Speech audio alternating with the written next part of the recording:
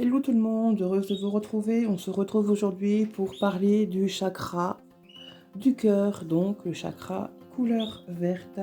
Le chakra du cœur est le quatrième des 7 chakras et relie les 3 chakras physiques inférieurs aux 3 chakras spirituels supérieurs. C'est la porte d'entrée de votre connexion spirituelle avec le divin. Le chakra du cœur est l'endroit où naît l'amour que vous avez pour vous-même et pour les autres. Vous êtes profondément connecté à vous-même. Ce centre d'énergie est la source de votre capacité à aimer et à être aimé. Il fait le pont avec les 3 chakras inférieurs et vous ancre et vous connecte à votre moi supérieur. Lorsqu'il est correctement développé, vous êtes motivé par l'amour et vous êtes capable de générer de la joie, de la compassion et de l'empathie dans votre vie. Vous voyez facilement la beauté en vous et chez les autres. Le chakra du cœur représente la plus haute vibration du 4e des 5 tavas, l'air. Ce chakra a une couleur énergétique verte et il est symbolisé par le lotus à 12 pétales. Alors, lorsque votre chakra est équilibré et déséquilibré, avec un 4e chakra équilibré, vous ressentez de l'amour pour vous et pour les autres. Vous ne pouvez pas blesser les autres ou les blesser. Vous savez rendre service avec compassion et respect. Si votre chakra du cœur est donc déséquilibré, peuvent vous donner le sentiment d'être déconnecté de vous-même et des autres. Il vous arrive de ressentir du chagrin ou de la tristesse, de la déprime ou de la solitude. Cela peut vous causer de l'aigreur et de la colère et rendre vos relations avec autrui très difficiles. Cela vous pousse à donner votre amour à des personnes qui ne le méritent pas ou ne le souhaitent pas.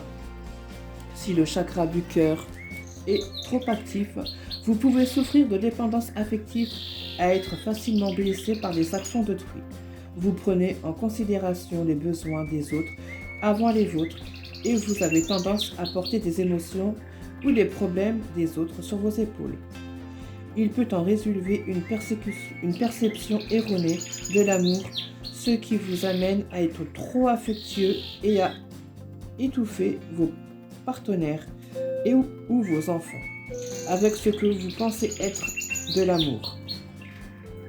Cela peut vous conduire à un comportement passif-agressif ou critique envers les autres. Si le chakra du cœur n'est pas assez actif justement, vous aurez peut-être du mal à vous engager dans une relation amoureuse. En raison de votre manque d'amour-propre, il se peut que vous ne puissiez pas ressentir la connexion profonde nécessaire pour cultiver et maintenir une relation amoureuse. Incapable de faire confiance aux autres, vous risquez de vous renfermer émotionnellement et de remettre en question votre propre valeur et votre désir de vivre une vie remplie de joie et de satisfaction. Comme tous les autres chakras, faites en sorte que tout cela soit bien équilibré, pas trop assez et pas trop peu. Nous allons passer donc du coup au chakra du cœur avec le corps. Les principaux systèmes corporels associés au chakra du cœur sont le système respiratoire, poumons, bronches, système circulaire, cœur et principaux vaisseaux sanguins, artérioles, vénules et capillaires pulmonaires, le système nerveux, plexus branchial, moelle épinière, nerfs sympathiques, système nerveux périphérique, système nerveux autonome. Nous avons le système musculo-squelettique, le diaphragme, les muscles intercostaux, le cœur, le trapèze, colonne vertébrale et les côtes. Nous avons le système endocrinien, le thymus, système immunitaire, thymus, vaisseau lymphatique et les ganglions lymphatiques.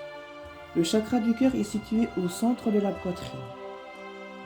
Près du cœur, il régit le cœur, les poumons, le diaphragme et la colonne vertébrale.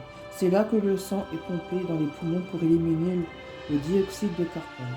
Puis le sang, franchement oxygéné, circule dans les vaisseaux et capillaires sanguins à chaque tissu. Le chakra du cœur affecte énergétiquement deux des principaux fonctions du corps, à savoir la respiration et la circulation.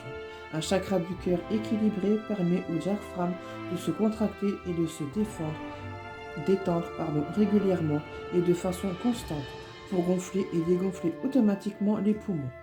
Cela assure ainsi un apport d'oxygène frais et une élimination efficace du dioxyde de carbone. Le muscle cardiaque assure à son tour la circulation de tous les globules rouges dans les poumons et leur acheminement vers les cellules du corps qui en ont besoin. Maintenir un chakra du cœur équilibré garantit que les fonctions mécaniques primaires et la respiration du rythme cardiaque opèrent sans défaillance tout au long de votre vie. Un chakra du cœur ouvert et actif est bénéfique pour vos systèmes respiratoires et circulatoires, ainsi que les systèmes corporels qui leur sont associés. Le thymus est le chakra du cœur. Un chakra du cœur équilibré aide le thymus à produire une hormone, la thymosyne. Elle est nécessaire pour stimuler le développement et la production des cellules T, indispensable au système immunitaire. La production du lymphocyte T permet à l'organisme de lutter contre les maladies infectieuses. Le thymus est très réactif et plus grand pendant l'enfance. Puis il rétrécit lentement et se transforme en graisse après la puberté. Les cellules T créées migrent vers le système lymphatique. Qu'elles sont stockées jusqu'à ce qu'elles soient nécessaires pour combattre les infections et les maladies. Un thymus sain, surtout pendant l'enfance, fournit au système immunitaire les lymphocytes qui protégeront l'organisme tout au long de sa vie. Très intéressant, franchement, c'est des trucs que je ne savais pas, mais maintenant, vous savez, tout comme moi, comment faire. Chakra du cœur, méditation et mantra. Pardon, je vous ai bougé. Pratiquer la méditation et répéter des mantras focalisés sur le chakra du cœur ouvre le cœur. En concentrant votre attention sur le chakra, sur le centre de votre cœur, vous favorisez les sentiments d'acceptation de soi et de compassion profonde envers les autres. Pendant que vous méditez, vous pouvez réciter des affirmations à haute voix et vous concentrer sur votre respiration. Il est aussi possible de répéter un mantra dans votre tête pendant quelques minutes tout en pratiquant la méditation. Commencez par respirer longuement et profondément, puis visualisez l'énergie qui équilibre les chakras au centre de votre poitrine. En utilisant l'œil de votre esprit, regardez la couleur verte qui tourne dans votre cœur. C'est la source de votre capacité à aimer et à vous rétablir. Laissez votre énergie générer de la gratitude avec une grande compassion pour vous-même et pour une grande empathie envers les autres. Le mantra, c'est le YAM. Y-A-M. YAM concentre votre attention sur l'amour et l'acceptation de vous-même et des autres. Méditez en chantant YAM. Vous aide à vous rappeler votre valeur et renforce votre capacité à vous pardonner et à pardonner aux autres. Ce mantra vous donne une grande capacité d'amour pour équilibrer et dynamiser les chakras supérieurs. Je vous donne l'affirmation pour le chakra du cœur. Mon chakra du cœur est mon 4e centre d'énergie et il me fournit de l'empathie et de la compassion envers les autres. Il est la source de ma capacité à soigner les autres et à moi-même, à donner et à recevoir de l'amour. La sagesse de mon cœur y est connue. Donc voilà pour le mantra et la méditation pour votre chakra du cœur. Nous allons donc passer maintenant à l'alimentation. Le chakra du cœur est nourri par des aliments qui favorisent l'empathie et la compassion. Il s'agit d'aliments de couleur verte, de légumes, d'épices et de thé. Ces aliments aident à ouvrir votre cœur grâce à l'énergie vibrante des feuilles vertes et vous permettent de donner et de recevoir de l'amour. La consommation d'aliments qui soutiennent le chakra du cœur facilite notre capacité à être généreux, à accepter et à partager le pain avec autrui. Voici quelques aliments qui améliorent la santé et la vitalité du chakra du cœur. Nous avons donc des légumes, nous avons donc les épinards, le chou frisé, les feuilles de pissenlit, le brocoli, le chou-fleur, le céleri, le chou et la courge.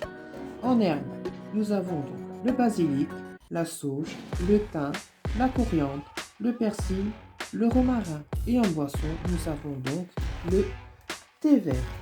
Nous allons donc passer maintenant aux cristaux du chakra du cœur. Vous vous en doutez, ils sont verts. La fréquence et la résonance des cristaux du chakra du cœur aident à ouvrir les portes de la compassion et de la gratitude. C'est le chakra de l'amour et de l'acceptation. La résonance énergétique de la note de musique Fa et la couleur verte améliorent les fréquences des cristaux du chakra du cœur. Il peut être influencé par les fréquences énergétiques des cristaux suivants: le quartz rose, la jade, la jappe sanguin et la calcine verte. Je ne savais pas que le quartz rose faisait partie pour le chakra du cœur. Bon à savoir.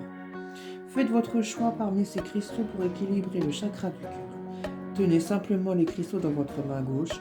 Pratiquez la méditation du chakra du cœur pendant 3 à 5 minutes pour envoyer l'énergie de rétablissement au cristal jusqu'au chakra.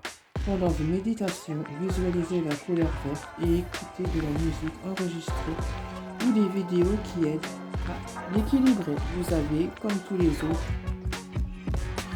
de l'huile essentielle. Donc l'huile essentielle pour le chakra du cœur, sinon la rose et l'herbe. Vous avez donc la vanille, entre autres.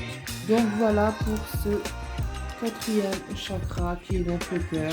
J'espère que comme tous les autres, vous aurez compris son système, quoi manger, quoi pas manger, comment pour faire le rééquilibrer, pour le rendre à ça au juste milieu, bien équilibré, pas trop peu, pas assez.